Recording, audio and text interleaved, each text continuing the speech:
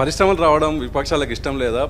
పరిశ్రమలు వస్తే స్థానికులకు ఉద్యోగాలు వస్తాయి, తర్వాత స్థానికంగా అభివృద్ధి కూడా జరుగుతుంది. మీరు ప్రతిపక్షంలో ఉన్నప్పుడు ఇదే ఫ్యూచర్ సిటీ ఏదైతే ఫార్మా సిటీ ఉందో అక్కడ ఇదే కాంగ్రెస్ పార్టీ జెండా పెట్టి రైతులకు భూములు లాక్కోకూడదని పోరాటాలు చేశారు.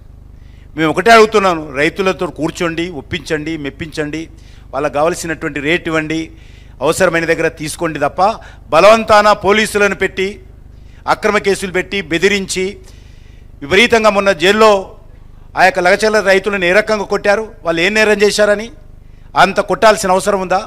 వాళ్ళని ముఖ్యమంత్రి సొంత అసెంబ్లీ కాన్స్టిట్యున్సీలో రైతులతో చర్చించి సామరస్యంగా పరిష్కారం చేయండి.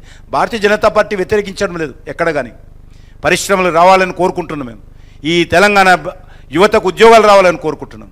కానీ పద్ధతి ఉంటుంది, పద్ధతి ప్రకారం చేయాల్సిందిగా కోరుతూ ఉన్నాం. సామరస్యంగా పరిష్కారం చేయండి. ఈరోజు అనేక రకాల భూములు ఉన్నాయి, చాలా ప్రాంతాల్లో పంటకు సాగు యోగ్యం కానటువంటి భూములు ఉన్నాయి. అలాంటి భూములు తీసుకొని మాకేం అభ్యంతరం లేదు, రైతులు కూడా ఇవ్వడానికి సిద్ధంగా ఉన్నారు.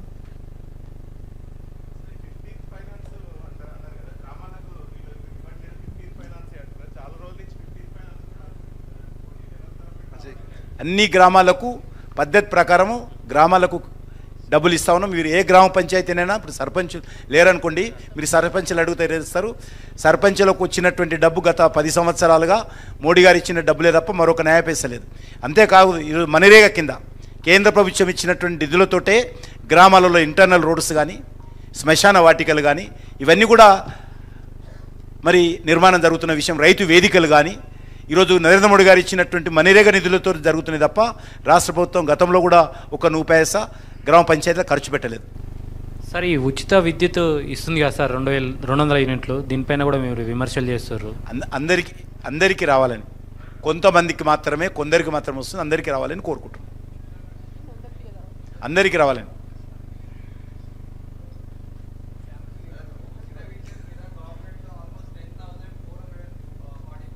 దీని మీద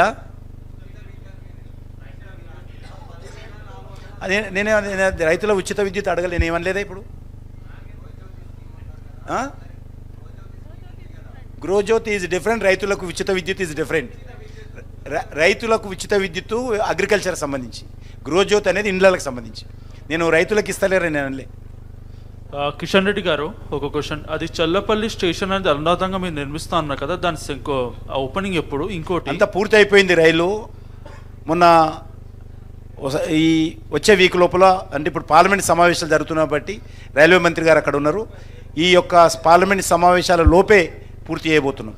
ఇంకో క్వశ్చన్ సార్, ఎందుకంటే ఫలక్నామా నుంచి సికింద్రాబాద్ వరకు చాలా మంది ఇది ఒక్కరోజు వదిలేయండి. ఇది ఒక్కరోజు ఈ ఛార్జ్ షీట్ మీట్గా పరిమితం ఇద్దాం. డెఫినెట్గా మీకు ఎప్పుడు అందుబాటులో ఉంటాం. ఆ విషయాలన్నిటిపైన, రైల్వే విషయాలు కానీ, జాతీయ రహదారులు కానీ, కేంద్ర ప్రభుత్వ పథకాల మీద చాలా స్పష్టంగా నిర్మాణాత్మకంగా చెప్పిన మాట ప్రకారం అన్నీ పూర్తి చేస్తున్నాం.